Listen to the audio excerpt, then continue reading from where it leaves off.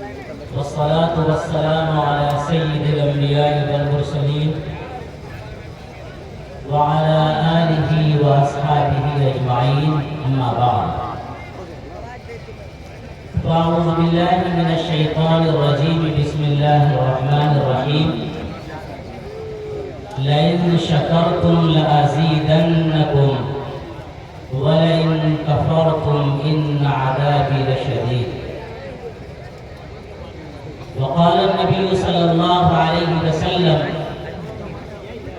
من حسن إسلام المرء تركه ما لا يعنيه او كما قال صلی اللہ علیہ وسلم۔ حمد و ثنا رب ذوالجلال کے لیے اور درود و سلام آمنہ کے لال کے لیے۔ اللہ کا احسان ہے ایک عظیم جلسے میں ہم لوگ تشریف فرما ہیں، قرآن و حدیث کی بات سننے کے لیے تشریف فرما ہے، اللہ کی یاد سے اپنے دل کو بسانے کے لیے یہاں پر آئے ہوئے ہیں، اور نبی پاک صلی اللہ علیہ وسلم کی وہ محبت جو صرف زبان تک نہ ہو بلکہ وہ محبت جو کلیجے کی گہرائی تک پہنچے اور انسان کو عمل پر آمادہ کرے،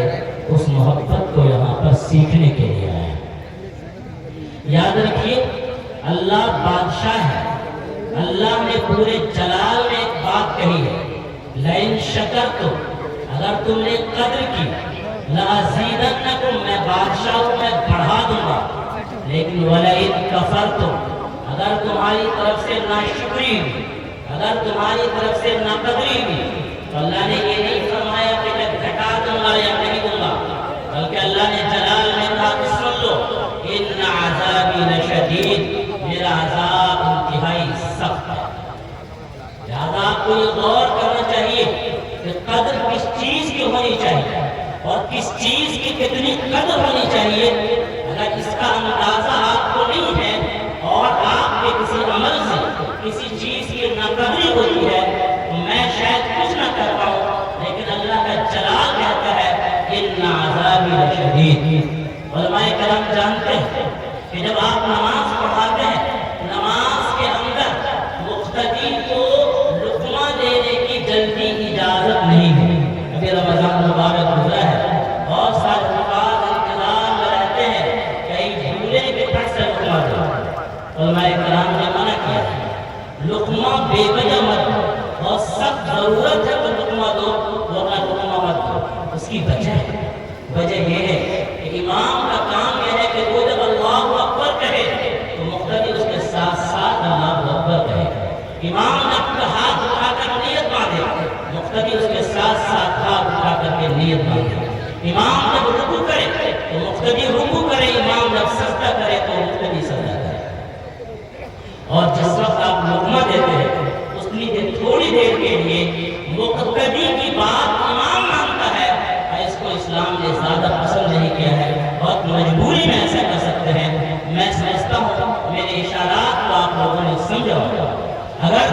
مریض ڈاکٹر کے پاس جائے اور کہے یہ ڈبہ کے اندر بہت اچھا سیب اور انارات کا فوٹو بنا ہوا ہے، یہ دوا کھلائیے اور یہ دوا دیجیے، اس مریض کا کبھی علاج ٹھیک سے نہیں ہو سکتا ہے۔ اس لیے میرے بھائیوں، بڑے دل سے آپ کے دل تک یہ بات پہنچانا چاہتا ہوں کہ کڑوی باتوں کو برداشت کیجیے، کڑوی دواؤں کو، کڑوے گھونٹ کو پینے کی کوشش کیجیے جس سے ہمارا علاج ہو۔ اللہ کے رسول صلی اللہ علیہ وسلم نے فرمایا، جو حدیث پاک میں نے آپ کے سامنے پیش کی ہے، مسلمانوں کی خوبی یہ ہے کہ لایانی اور بیکار کاموں کو چھوڑ دیتا ہے۔ ابھی ہم اس ملک میں جس دوراہے پر کھڑے ہیں، اس ملک میں بھی اگر آپ دیگر چیزوں میں مصروف ہوتے ہیں، غیر ضروری کاموں میں زیادہ وقت دیتے ہیں، اس کا مطلب یہ ہے کہ آپ اس بچے کی طرح ہیں جس کی ماں کی لاش پڑی ہوئی ہے، 3 سال کا بچہ ہے، اس کو یہ احساس نہیں ہے کہ میری ماں مری ہوئی ہے۔ اس زمانے میں بھی وہ چاکلیٹ مانگتا ہے، ٹوپی مانگتا ہے، ہنستا ہے، کودتا ہے، کھیلتا ہے، اس لیے اس کو یہ احساس نہیں ہے کہ میری ماں مری ہوئی ہے۔ پھر بھائیو، ملک کے حالات اس دشا میں جا رہے ہیں۔ نوجوانوں، اگر اپنے آپ کو آپ نے بیدار نہیں کیا، اگر اپنے آپ کو اپنے سنجیدہ کاموں میں نہیں لگایا، اگر اپنے آپ کو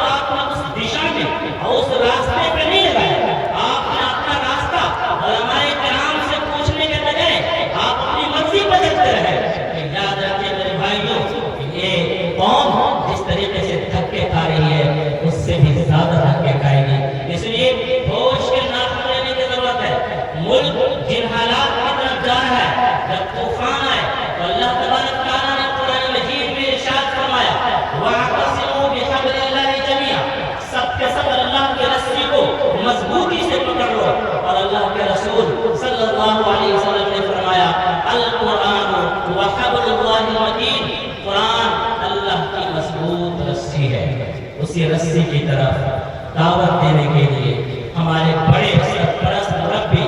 محترم جناب حافظ و قاری شفیق صاحب نے آپ کے دل تک دستک دی کہ اپنے دل کو اللہ کے کلام کی طرف متوجہ کریں۔ حضرت مولانا افضل امام فاروق ندوی صاحب جو الحمدللہ شہر کے بڑے بڑے لوگ ان سے متاثر ہیں، ان کی باتیں سنتے ہیں اور ان کی باتوں کو قدر کی نگاہ سے دیکھتے ہیں۔ حضرت مولانا افضل امام ندوی صاحب نے یہ کوشش کی کہ معاشرے کا جو نصف طبقہ ہے، جو ہماری خواتین ہیں جن کی گود سے انقلاب پیدا ہونے والا ہے، اس گود کو بھی صحیح ڈگر پر اور صحیح دشا میں لایا جائے، اور اس کے لیے حضرت مولانا افضل امام فاروق ندوی صاحب دامت برکاتہ نے یہ خواتین